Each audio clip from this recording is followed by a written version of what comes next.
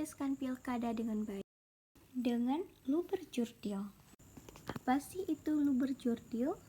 Langsung, mendorong partisipasi masyarakat secara langsung, umum, diikuti oleh seluruh warga negara yang memiliki hak pilih, bebas, memilih tanpa paksaan dari pihak manapun, rahasia, pilihan seseorang tidak boleh diketahui oleh siapapun, jujur, tidak ada kecurangan dalam setiap tahapan, adil, pemilih, penyelenggara, dan peserta pilkada semua diperlakukan adil. Syarat memilih dalam pemilihan kepala daerah.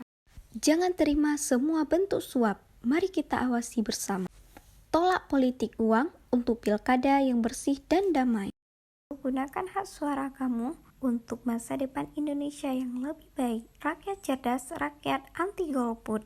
Mari kita memberi hak memilih kita dengan sebaik-baik mungkin di Pilkada 2024.